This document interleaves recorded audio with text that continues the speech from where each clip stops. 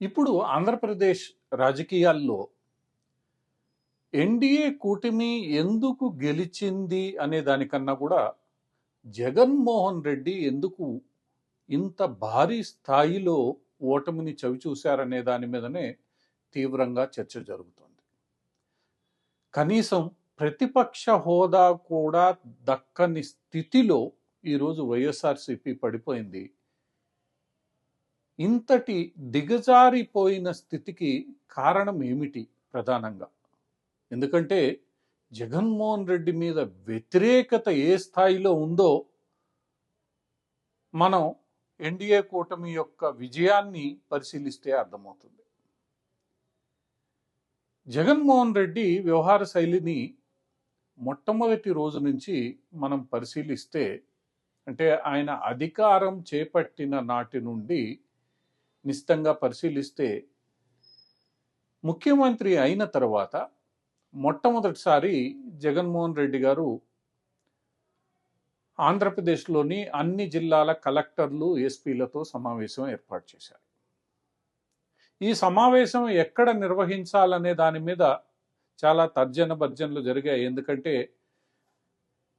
విజయవాడలో ఆ స్థాయిలో సమావేశం నిర్వహించగలిగే ప్రభుత్వ స్థలం లేదు, లేదా ప్రభుత్వ బిల్డింగ్ లేదు. ప్రైవేటు హోటల్స్లో మాత్రమే అంతవరకు చంద్రబాబు నాయుడు గారు ఇటువంటి సమావేశాలు నిర్వహించారు. అలాంటి పరిస్థితుల్లో చంద్రబాబు నాయుడు గారు ప్రజావేదిక అనే ఒక సమావేశ మందిరాన్ని నిర్మించారు. సో తప్పనిసరి పరిస్థితుల్లో జగన్మోహన్ రెడ్డి గారు ఈ సమావేశాన్ని ప్రజావేదికలోనే ఏర్పాటు చేయాల్సిన పరిస్థితి తలెత్తింది. ప్రజావేదిక ఇలాంటి భారీ సమావేశాలకు నిర్వహించుకోవడానికి వీలుగా నిర్మింపబడింది. అది ప్రభుత్వ డబ్బుతో, ప్రభుత్వ ధనంతో. అయితే జగన్మోహన్ రెడ్డి గారు ఈ సమావేశ ప్రారంభ ఉపన్యాసంలోనే ఆ వేదికను కూల్చివేస్తున్నట్లు ప్రకటించే సంచలనానికి దారితీశారు.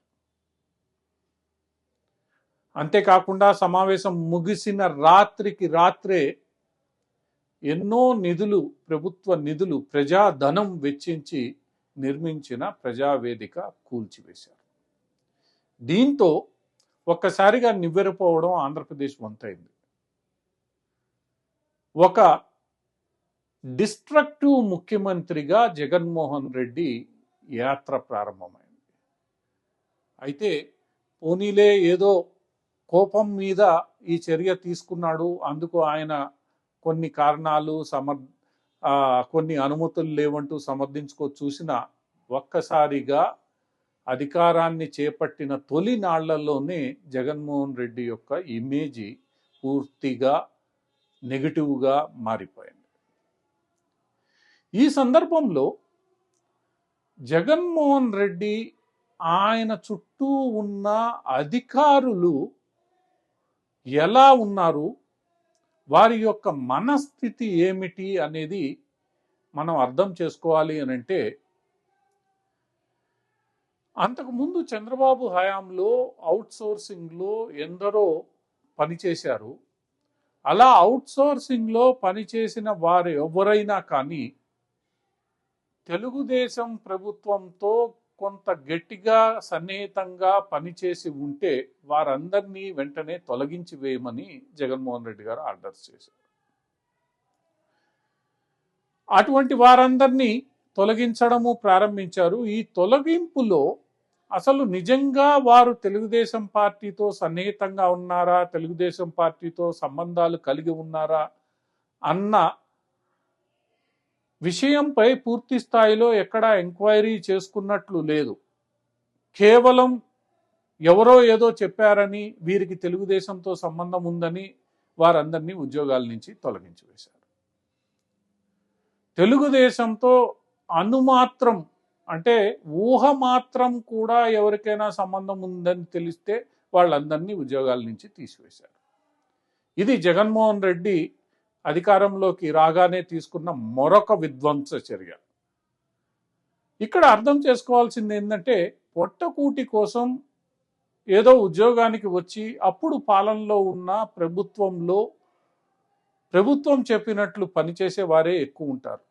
వారికి ప్రభుత్వం మారితే ఆ తదుపరి ప్రభుత్వం చెప్పినట్లు వీరు పనిచేస్తారు. ఈ చిన్న లాజిక్ను జగన్మోహన్ రెడ్డి ప్రభుత్వం, ఆ ప్రభుత్వంలో కీలకంగా వ్యవహరిస్తున్న వ్యక్తులు విస్మరించారనే చెప్పవచ్చు. ఇక మూడవ విధ్వంస చర్య లేదా ఆయన యొక్క మనస్థితి మనకు అర్థం కావడానికి, తెలుగుదేశం హయాంలో కాంట్రాక్టులు చేసిన, టెండర్లు చేపట్టిన, వస్తువులను సేవలను సరఫరా చేసిన ఏ సంస్థకైనా నిధులు ఆపివేయండి, వారితో వ్యవహారాలు నడుపవద్దు అన్న రీతిలో జగన్మోహన్ రెడ్డి ఆదేశాలు జారీ చేశారు. ఎందరో వ్యాపారవేత్తలు, వాణిజ్యవేత్తలు ఏ ప్రభుత్వం అధికారంలో ఉంటే ఆ ప్రభుత్వంతో సన్నిహితంగా ఉంటూ వ్యాపారాన్ని చేసే ప్రయత్నం చేస్తారు.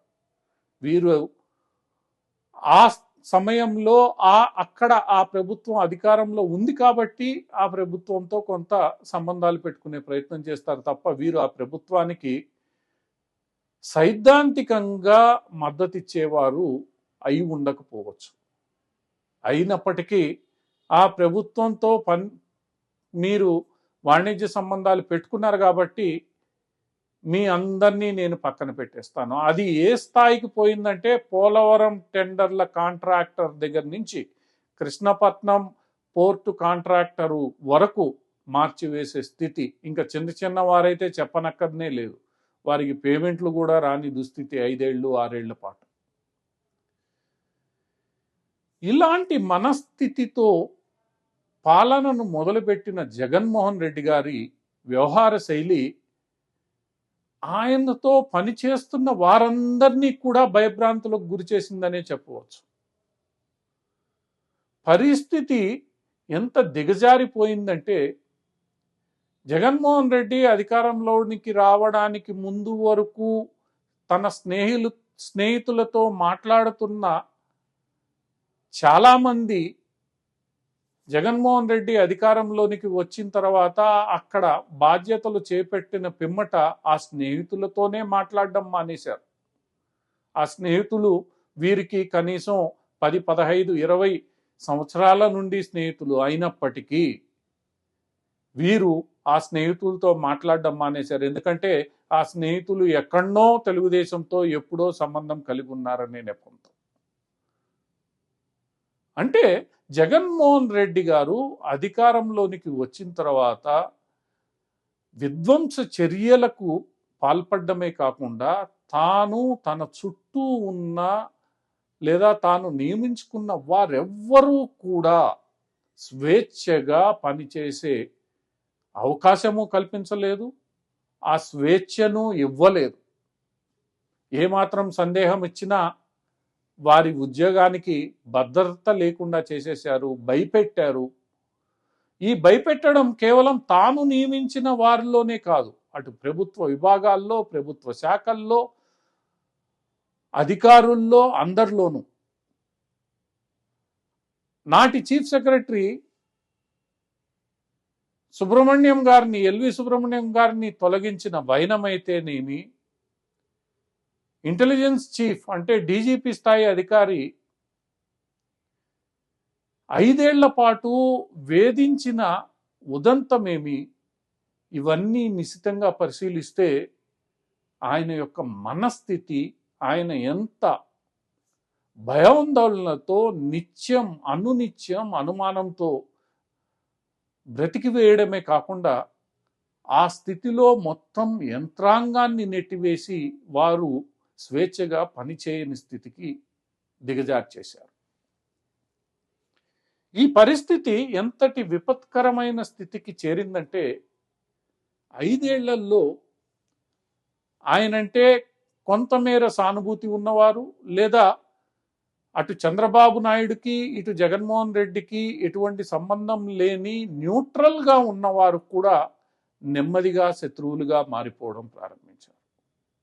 అదే సందర్భంలో ఈ స్వేచ్ఛను కోల్పోయి బతకలేని రఘురామరాజు లాంటి వాళ్ళు ఎక్కడైనా మాట్లాడితే చివరకు ఆయన్నే 3rd డిగ్రీ ప్రయోగించే దాకా జగన్మోహన్ రెడ్డి తీసుకుని వెళ్ళిపోయారు.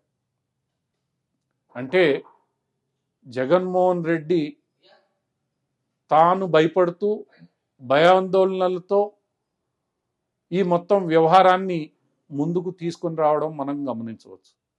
ఇలాంటి స్థితి తాను బతుకుతూ తన చుట్టూ ఉన్న వారిని భయపెడుతూ వారి స్వేచ్ఛను హరిస్తూ, ఒకవేళ ఎవరైనా రఘురామరాజు లాగా మాట్లాడే ప్రయత్నం చేస్తే వారిని వేధిస్తూ వారిపై దౌర్జన్యం చేస్తూ అధికారుల్ని భయపెడుతూ, వెంకటేశ్వరరావు లాంటి డీజీపీ స్థాయి అధికారికే రిటైర్మెంట్ రోజు కూడా దిక్కులేని పరిస్థితి క్రియేట్ చేస్తూ జగన్మోహన్ రెడ్డి మొత్తం రాష్ట్రంలో ఉన్న ప్రతి వ్యవస్థను, వ్యక్తిని, అధికారిని భయభ్రాంతులకు గురి చేస్తూ దౌర్జన్యాలకు పాల్పడుతూ, నేను చెప్పినట్టు వినకపోతే ఎంతకైనా తెగిస్తాననే రీతిన మాట్లాడుతూ వ్యవహరిస్తూ సాగడం ప్రధానంగా జగన్మోహన్ రెడ్డి ఓటమికి కారణం. ఈ స్థితి ప్రజావేదిక కూల్చడం దగ్గర నుంచి ఆయన ఓడిపోయేంత వరకు, ఓడిపోయిన తర్వాత ప్రెస్ కాన్ఫరెన్స్లో మాట్లాడేంత వరకు కూడా కొనసాగింది. ఎవ్వరికీ స్వేచ్ఛ లేదు, ఎవ్వరికీ ఆయన మాట్లాడేందుకు కానీ తన భావాలను వ్యక్తపరిచేందుకు కానీ అవకాశం ఇవ్వలేదు. ఎవరైనా మాట్లాడితే దౌర్జన్యాలు చేశారు, కేసులు పెట్టారు. ఇది ఒక్కళ్ళకి పరిమితం కాలేదు. ఇది పై స్థాయి అధికారుల నుండి సామాన్య ప్రజానికం వరకు ఇదే పరిస్థితుల్లో బతకాల్సి వచ్చింది. 5 ఏళ్ల కాలం ఇలా ఒత్తిడికి లోనైన ఓటరు ఏ స్థాయిలో తిరగబడ్డారో, ఆ తిరగబడ్డానికి కారణం ఏంటో ఈరోజు మనం అర్థం చేసుకోవచ్చు. అణిచివేసి దౌర్జన్యాలు చేస్తూ, స్వేచ్ఛకు అవకాశం ఇవ్వకుండా, భావ వ్యక్తీకరణకు అవకాశం ఇవ్వకుండా, తాను చెప్పిందే జరగాలంటూ ఒక వ్యక్తి వ్యవహరిస్తే, మనకి తెలుగులో ఒక సామెత ఉంది. ఒక రూమ్లో ఒక వ్యక్తిని, పిల్లి లాంటి వ్యక్తిని వేసేస్తే కొన్ని రోజుల తర్వాత ఆ పిల్లి కూడా పుల్లాగా ఎదురు తిరుగుతుందని. ఈరోజు ఆంధ్ర ప్రజలు ఇలాంటి భయంకర వాతావరణంలో మగ్గి ఓటు హక్కు అనే ఆయుధాన్ని ఉపయోగించి పులిలాగా తిరగబడ్డారు. ఆ తిరగబడే సందర్భంలో జగన్మోహన్ రెడ్డి అంటే ఉన్న భయం, ఓటు వేసిన తర్వాత ఫలితాలు స్పష్టంగా తేలే వరకు ఎవ్వరూ కూడా మాట్లాడకుండా అంతా జగన్మోహన్ రెడ్డికే ఓటు వేశామన్న భ్రమ ఏదైతే ఓటర్లు కల్పించారో అదే మనకి అక్కడున్న వాస్తవ పరిస్థితులకు అర్థం పడుతుంది. చివరికి సర్వేలు చేసేవాళ్ళు కూడా జగన్మోహన్ రెడ్డి అనే చెప్పే పరిస్థితి, వాస్తవాలను దాచిపెట్టారు. ఇంతటి అరాచక వ్యవస్థ ఒక ప్రజాస్వామ్యంలో, అది భారతదేశంలో ఉంది అని అంటే ఆశ్చర్యపోవాల్సిన పరిస్థితి. అటువంటి పరిస్థితి నుండి ఎట్టకేలకు ఆంధ్ర ప్రజలు తమని తాము విముక్తి చేసుకున్నారు. చంద్రబాబు నాయుడికి పట్టం కట్టారు. ఈరోజు చంద్రబాబు నాయుడికి పట్టం కట్టడానికి కారణం ఓటర్లు విజ్ఞతతో, విచక్షణతో ప్రజాస్వామ్యాన్ని కాపాడుకొని అరాచకం నుంచి బయటపడాలనే తపనే మనకి ప్రధానంగా కనిపిస్తుంది. జగన్మోహన్ రెడ్డి మీద ఉన్న ఈ వ్యతిరేకతే ఈరోజు చంద్రబాబు నాయుడుకు లాభించింది.